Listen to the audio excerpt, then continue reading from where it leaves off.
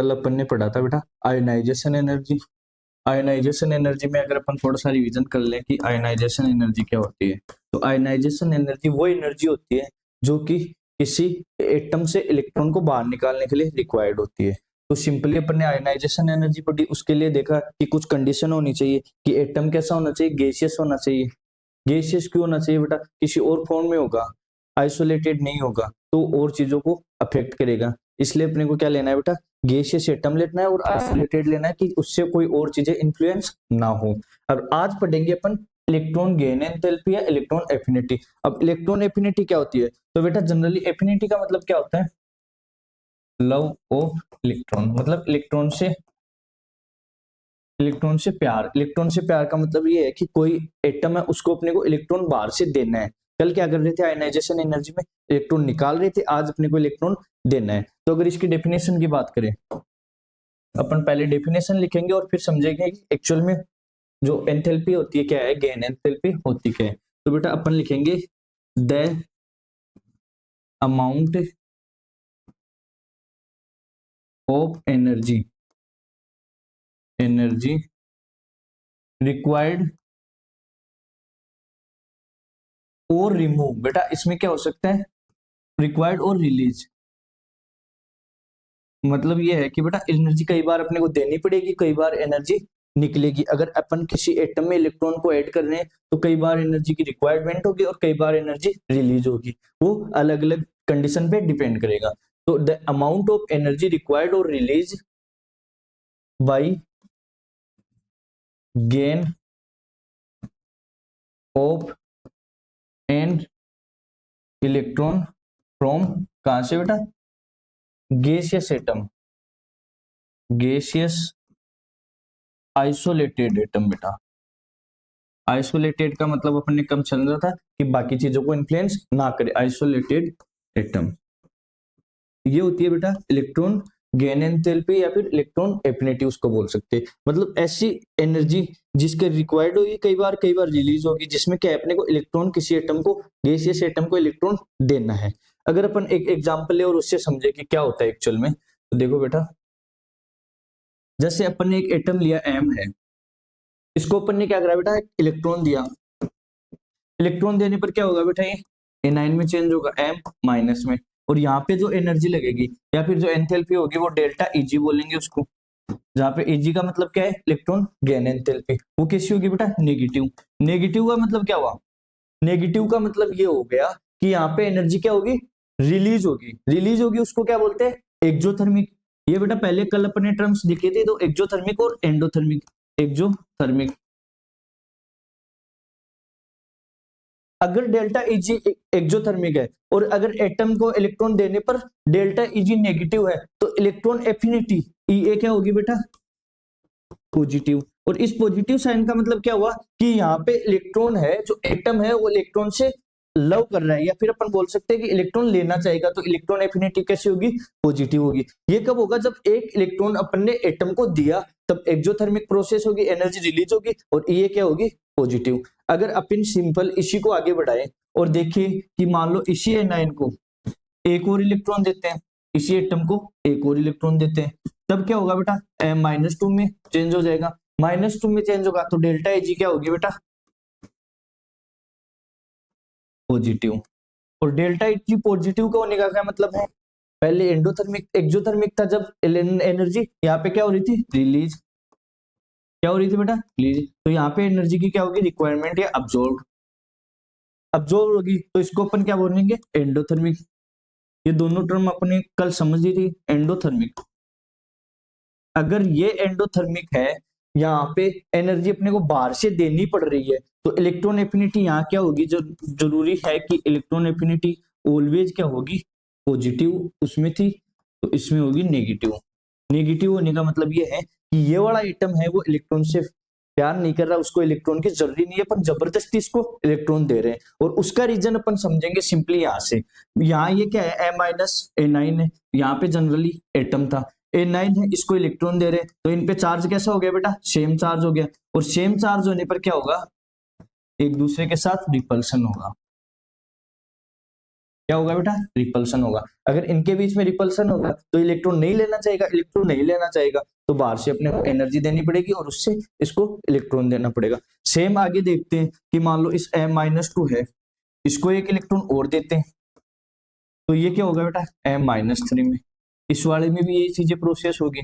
तो अपन जनरली देखते हैं कि आगे सारी जो होगी उनमें क्या होगा बेटा, अपने को एनर्जी देनी पड़ेगी क्योंकि एनाइन में चेंज होता जाएगा और एनाइन को इलेक्ट्रॉन देने के लिए सेम चार्ज के कारण उनके बीच में रिपल्सन होगा, जिससे बाहर से एनर्जी देनी पड़ेगी, या एब्जॉर्प्शन होगा या एंडोथर्मिक एनर्जी होगी, एंडोथर्मिक प्रोसेस होगी। और इलेक्ट्रॉन एफिनिटी हमेशा क्या होगी, नेगेटिव। तो इलेक्ट्रॉन एफिनिटी में हमेशा अपने को एक चीज ध्यान रखनी है, वो ये है कि जब पहला इलेक्ट्रॉन अपन देते हैं तब तो वो डेल्टा Eg है। डेल्टा Eg बेटा कैसी है, नेगेटिव, और ये हमेशा पॉजिटिव होगी। लेकिन उसके बाद वाले जितने भी इलेक्ट्रॉन अपन देंगे एक इलेक्ट्रॉन के बाद में, उसमें जनरली नहीं, ऑलवेज पहले वाले में नेगेटिव होगी। हालांकि कुछ एक्सेप्शन भी है जो अपन बाद में पढ़ेंगे जिनमें पॉजिटिव भी होती है, लेकिन अपने को जनरल ट्रेंड ये ध्यान रखना है कि डेल्टा Eg पहला इलेक्ट्रॉन देने पर नेगेटिव होगी, इलेक्ट्रॉन एफिनिटी पॉजिटिव होगी। लेकिन उसके बाद वाले में हमेशा क्या होगा बेटा, ऑलवेज क्या होगा, डेल्टा Eg पॉजिटिव होगा और ये हमेशा नेगेटिव होगा। या फिर अपन बोल सकते हैं कि अपने को एनर्जी बाहर से देनी पड़ेगी, और उसका रीजन अपन ने देख लिया क्योंकि Ni के बीच में रिपल्सन होगा। एक लाइन और ध्यान रखना है बेटा अपने को, एक लाइन और ध्यान रखना है, एक लाइन और क्या ध्यान रखना है बेटा, मोर नेगेटिव डेल्टा Eg। तो बेटा क्या होगा, more electron affinity of atom. इस लाइन का मतलब क्या हुआ, इस लाइन का मतलब ये हुआ कि सिंपली अपने को ध्यान रखना है कि डेल्टा Eg जितना नेगेटिव होगा उतनी इलेक्ट्रॉन एफिनिटी होगी उस एटम की। इलेक्ट्रॉन एफिनिटी मतलब वो उतना ही इलेक्ट्रॉन को अपनी ओर लेना चाहेगा। तो ये वाली लाइन अपने को ऑलवेज ध्यान रखनी है। अब पढ़ेंगे अपन इलेक्ट्रॉन एफिनिटी के ट्रेंड्स कि जनरल ट्रेंड क्या होते हैं, उसमें क्या एक्सेप्शन होते हैं, और पीरियोडिक टेबल में इलेक्ट्रॉन एफिनिटी या इलेक्ट्रॉन गेन एंथैल्पी कैसे काम करती है। तो पहला है जो रेगुलर ट्रेंड है वो देखेंगे। तो रेगुलर ट्रेंड में अपन पहला देखें, पहले अपन स्टार्टिंग में देखते हैं कि लेफ्ट टू राइट जाने पर क्या होगा, लेफ्ट टू राइट जाने पर, तो लेफ्ट टू राइट जाने पर क्या होगा बेटा, जेड इफेक्टिव का मान हमेशा बढ़ता है। जेड इफेक्टिव मान बढ़ता है, उससे क्या पता चलता है कि इलेक्ट्रॉन्स को न्यूक्लियस अपनी ओर अट्रैक्ट करता है। तो जिससे क्या होगा, इलेक्ट्रॉन एफिनिटी हमेशा क्या होगी बेटा, बढ़ेगी, क्योंकि इलेक्ट्रॉन को ही तो देना है और इलेक्ट्रॉन न्यूक्लियस अपनी ओर अट्रैक्ट कर रहा है, तो इलेक्ट्रॉन एफिनिटी ऑटोमेटिकली बढ़ गई। तो लेफ्ट टू राइट जाने पर इलेक्ट्रॉन एफिनिटी बढ़ेगी, उसका रीजन है जेड इफेक्टिव बढ़ेगा, जेड इफेक्टिव बढ़ेगा। लेकिन अगर दूसरी बात करें अपन डाउन द ग्रुप, या फिर अपन बोले top to bottom, top to bottom में क्या देखते हैं बेटा, यहाँ पे जेड इफेक्टिव नहीं देखते, अपन देखते हैं साइज। साइज साइज क्या होगी बेटा, बढ़ेगी, साइज बढ़ेगी तो इलेक्ट्रॉन एफिनिटी ऑटोमेटिकली कम होगी, तो इलेक्ट्रॉन एफिनिटी कम होगी। ये हो गया बेटा पीरियोडिक टेबल के अंदर जनरल ट्रेंड। ये दोनों क्या हो गए, general trend. Left to right जाने पर इलेक्ट्रॉन एफिनिटी बढ़ेगी और टॉप टू बॉटम जाने पर इलेक्ट्रॉन एफिनिटी कम होगी। लेकिन क्या होता है बेटा, नीट और जेई के अंदर जनरल ट्रेंड कहीं काम नहीं आते। इलेक्ट्रॉन एफिनिटी में क्या होता है बेटा, आयनाइजेशन एनर्जी में तो सारे ट्रेंड फॉलो कर देते हैं रेगुलर ट्रेंड को, लेकिन ये है इसमें ज्यादातर एक्सेप्शन होते हैं, या फिर अपन बोल सकते हैं सारी एक्सेप्शन से ही भरी पड़ी है। तो इसमें डायरेक्ट क्वेश्चन आते हैं वो एक्सेप्शन से आते हैं। तो अपन पढ़ेंगे इलेक्ट्रॉन गेन एंथैल्पी या इलेक्ट्रॉन एफिनिटी के exception, exception of electron affinity. तो पहला अपन देखते हैं जनरली इसमें सेकेंड पीरियड के लिए, सेकेंड एंड थर्ड पीरियड के लिए। अगर सेकेंड और थर्ड पीरियड में अपन ने देखा था कि जनरल ट्रेंड ये कहता है कि लेफ्ट टू राइट जाने पर क्या होता है बेटा, लेफ्ट टू राइट जाने पर जो इलेक्ट्रॉन एफिनिटी वो बढ़ती है। लेकिन एक्सेप्शन क्या होगा, जैसे अपन सेकेंड पीरियड को लेते हैं, सेकेंड पीरियड को लेते हैं, जैसे बेटे ने ना बोलकर लड़की को फंसाया, ये है सेकेंड पीरियड का trend, order of second period. इसको याद कैसे रखेंगे बेटा, सेकेंड पीरियड वाले को अपन देख रहे हैं कहाँ बेरिलियम आ रहा है, फिर नियोन आ रहा है, फिर नाइट्रोजन आ रहा है, मतलब सारी चीजें ही अलग है, अलग है। इसका मतलब ये एक्सेप्शन है। और इसको याद करने के लिए अपन सिंपली याद रखेंगे, इसको बोलेंगे बेटे ने ना बोलकर लड़की को फंसाया। कैसे याद रखेंगे बेटा? लड़की को,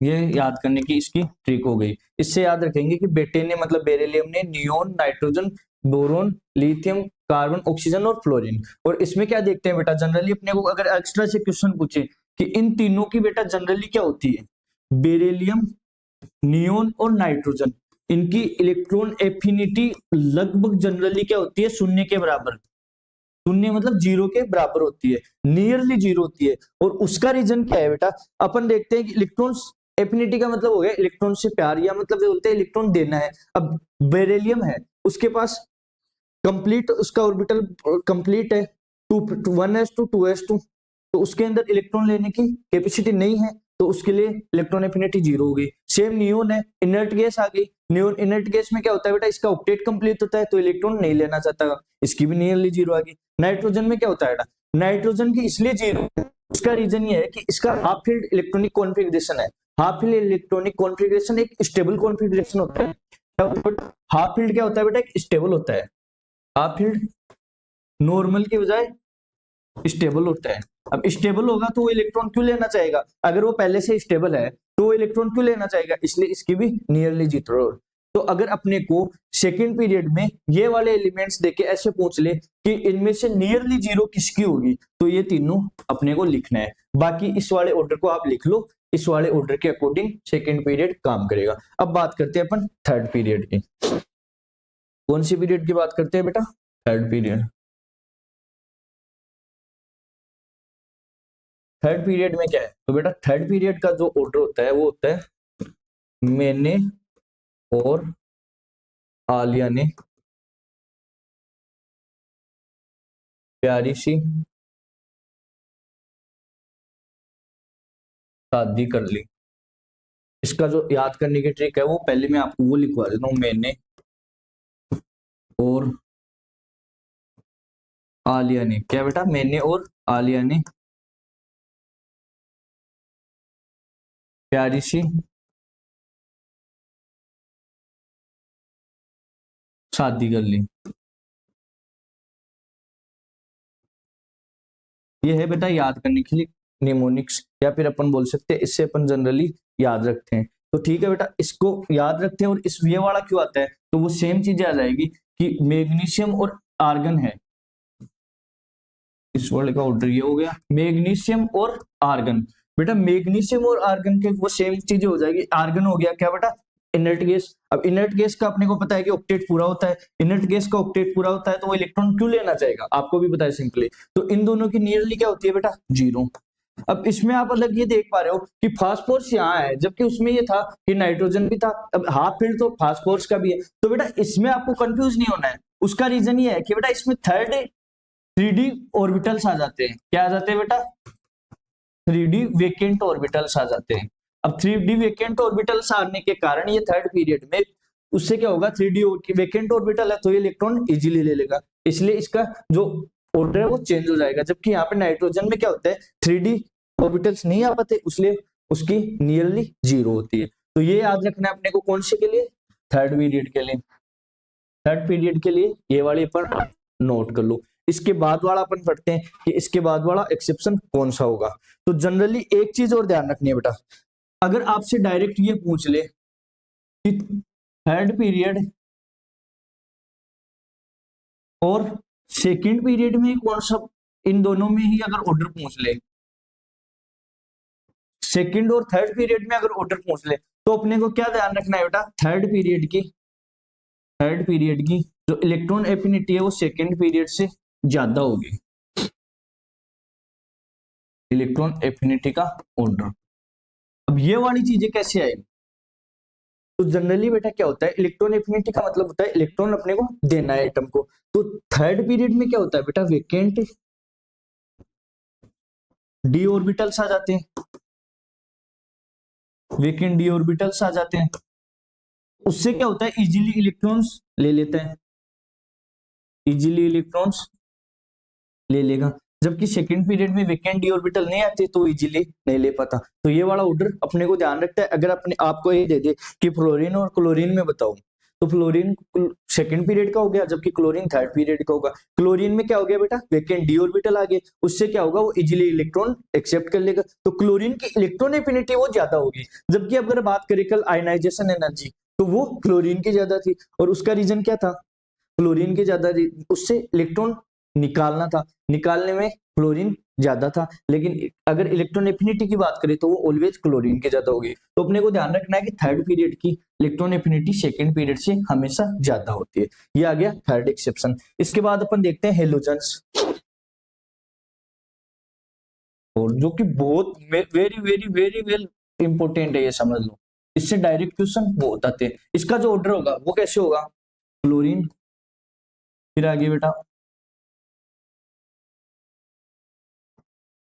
क्लोरीन, ब्रोमीन और आयोडीन, फिर कल बाहर आई आंटी। चलो ये चार ही देख लेते हैं, लास्ट वाले को अपन छोड़ देंगे। तो इसमें ऑर्डर देखें, लेफ्ट टू राइट जाने पर इलेक्ट्रॉन एफिनिटी बढ़ती है, जबकि डाउन द ग्रुप जाने पर इलेक्ट्रॉन एफिनिटी कम होती है। तो डाउन द ग्रुप जाने पर अकॉर्डिंग तो ये होना चाहिए कि फ्लोरीन की ज्यादा होनी चाहिए, लेकिन वही बात है कि क्लोरीन के अंदर क्या होता है बेटा, वेकेंट डी ऑर्बिटल। तो इसके क्या ऑर्डर क्या हो जाएगा, इसका जो ऑर्डर हो जाएगा वो हो जाएगा क्लोरीन की ज्यादा, फिर फ्लोरीन की ज्यादा, फिर ब्रोमीन की, और लास्ट में आयोडीन की। तो ये याद रखना अपना हेलोजन्स के लिए। और उसका रीजन क्या है, due to vacant d orbitals. मतलब ये हो गया कि बेटा क्या है कि क्लोरीन के पास वेकेंट डी ऑर्बिटल है, जिससे उस वो इजीली इलेक्ट्रॉन एक्सेप्ट कर लेगा, इलेक्ट्रॉन एक्सेप्ट कर लेगा तो उसकी इलेक्ट्रॉन एफिनिटी क्या होगी बेटा, ज्यादा होगी फ्लोरीन से। तो यह वाला अपने को हेलोजन्स के लिए ध्यान रखना है। अब बात करते हैं अपन ऑक्सीजन फैमिली के लिए। ऑक्सीजन फैमिली, ऑक्सीजन फैमिली में एक अलग ही टाइप का ट्रेंड आता है बेटा। ये क्या है कि सबसे ही अलग शो करता है। जनरली अपन देखते हैं कि ऊपर से नीचे आने पर इलेक्ट्रॉन एफिनिटी कम होती है, तो उस हिसाब से सबसे ज्यादा ऑक्सीजन की होनी चाहिए। फिर किसकी होनी चाहिए बेटा, एसई की होनी चाहिए, नीचे आने पर कम होनी चाहिए। लेकिन अपन ने देखा कि मान लो ये बोलते कि सर 3D ऑर्बिटल आ गए, इसलिए ऑक्सीजन की से पहले एसई की होगी। लेकिन बेटा ऑक्सीजन इसमें सबसे लास्ट में आता है। अब इसका ऑर्डर क्या होता है, आर्ट स्टाइल से टीपो, ये बेटा इसका ऑर्डर आता है, आर्ट स्टाइल से टीपो। तो लास्ट में आ गया बेटा ऑक्सीजन। तो अगर अपन इसके ऑर्डर की बात करें तो नीचे जाने पर कम होती है। तो ये हमने लास्ट वाले का सही तो लिखा था क्या, हाँ सही है। तो इसका जो ट्रेंड होता है ऑक्सीजन फैमिली का वो सबसे अलग होता है, उसमें सबसे ज्यादा एक्सेप्शन पाए जाते हैं। और उसका रीजन क्या होता है कि ऑक्सीजन सबसे नीचे चला गया। इसमें तो अपन ने बोल दिया कि इसमें वेकेंट डी ऑर्बिटल आ गए, तो इसलिए क्या हो गया बेटा, ऑक्सीजन से पहले आ गया। लेकिन ये पोलिनियम सबसे नीचे क्यों चला गया, तो उसका रीजन है, ऑक्सीजन क्या करता है बेटा, ऑक्सीजन जनरली अपने ही किसी और कंपाउंड के साथ बॉन्ड बना लेता है। मतलब इसका एक कॉम्पैक्ट नेचर होता है, कॉम्पैक्ट नेचर, जिससे क्या होता है, ड्यू टू कॉम्पैक्ट नेचर क्या होगा, ड्यू टू कॉम्पैक्ट नेचर ये क्या होगा कि इसकी इलेक्ट्रॉन एफिनिटी वो सबसे कम होगी, क्योंकि पहले प्रायोरिटी किसको देता है, अपने एटम के, सेम एटम को। जिससे ये अपने एटम के साथ बॉन्ड बनाएगा, तो इसकी इलेक्ट्रॉन एफिनिटी इलेक्ट्रॉन्स नहीं लेगा, क्योंकि उनके साथ ये बॉन्डिंग में चला जाएगा। इसलिए इसकी इलेक्ट्रॉन एफिनिटी सबसे सबसे कम होती है। इसके बाद अपन पढ़ते हैं लास्ट वाली, लास्ट फोर्थ एक्सेप्शन। उसमें अपन देखिए इनर्ट गैस को, इसको देखेंगे बेटा, इनर्ट गैस को।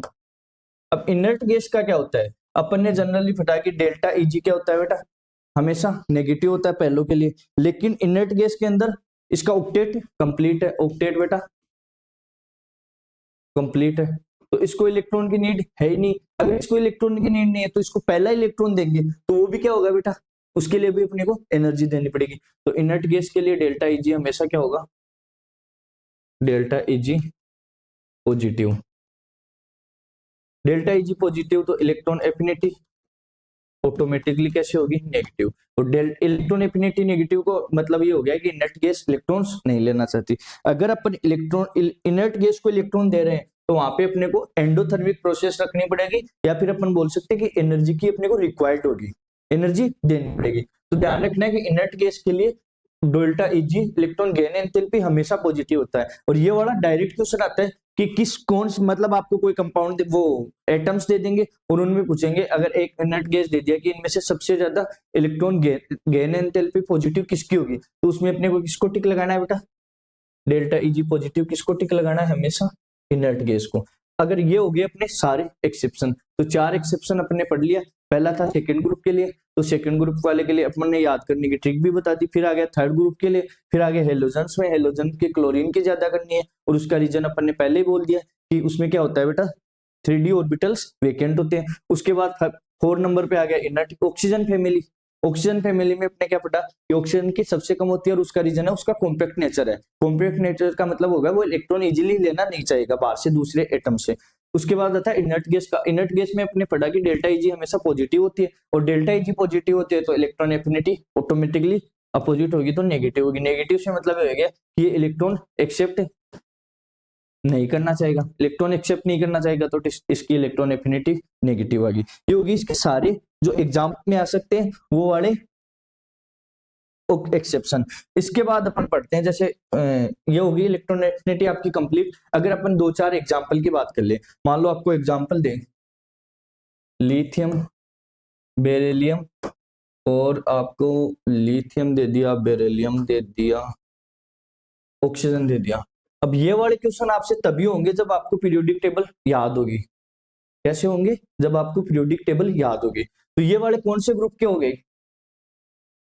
लिथियम बेरिलियम और ऑक्सीजन, ये गया बेटा सेकंड ग्रुप में, सेकंड ग्रुप, सेकंड पीरियड में, सॉरी बेटा सेकंड पीरियड में। अब सेकंड पीरियड में अपने याद करने की ट्रिक क्या बताई कि बेटे ने ना बोलकर लड़की फंसा ली। तो बेटे ने मतलब बेरिलियम आ गया, तो बेरिलियम की सबसे ज्यादा होगी, बेरिलियम की सबसे कम होगी, क्योंकि लेफ्ट टू राइट जाने पर बढ़ती है, क्या होती, कम होती है, बढ़ती है रे।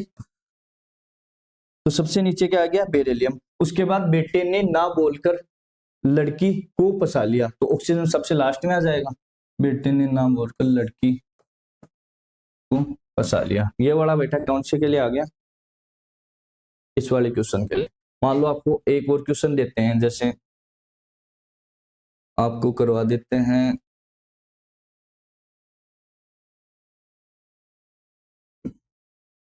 सोडियम आर्गन, ये थर्ड ग्रुप का हल करवा देते हैं। और इसमें सोडियम ले लिया, आर्गन ले लिया, और आप ले लो सिलिकॉन ले लो। तो वही इसके लिए भी अपने को याद रखना है ट्रिक्स। थर्ड ग्रुप के लिए, थर्ड ग्रुप के लिए अपनी ट्रिक कौन सी थी, मैंने और आलिया ने प्यारी सी शादी कर ली। तो मैंने और मतलब आर्गन, आलिया ने प्यारी सी, तो ये आ गया। तो इसमें क्या था, जनरली लेफ्ट टू राइट जाने पर बढ़ती है। और सब ध्यान रखने वाली चीज वो क्या है कि आर्गन की बेटा नियरली 0 होती है। तो ये हो गया बेटा कुछ क्वेश्चन। इसी टाइप से आपसे और क्वेश्चन कर सके बहुत सारे, जिसमें अपने को सबसे ज्यादा ध्यान रखने वाली चीज है वो है क्या बेटा, पीरियोडिक टेबल याद रखनी चाहिए, और जो अपने एक्सेप्शन करे वो याद होने चाहिए। जैसे आपको दे दे कि फ्लोरीन और क्लोरीन में किसकी ज्यादा होगी, तो अगर आप आयनाइजेशन एनर्जी की बात करें तो फ्लोरीन की ज्यादा होगी। लेकिन वही ये तो आई का ऑर्डर हो गया, ऑर्डर ऑफ आई जो अपन ने कल पढ़ा था। लेकिन ये बोलते कि फ्लोरीन और क्लोरीन के अंदर इलेक्ट्रॉन एफिनिटी का ऑर्डर बताओ, तो उसमें क्या होगा, फ्लोरीन से ज्यादा क्लोरीन की होगी। और उसका रीजन क्या है, ड्यू टू क्या होगा बेटा, ड्यू टू 3d ऑर्बिटल्स।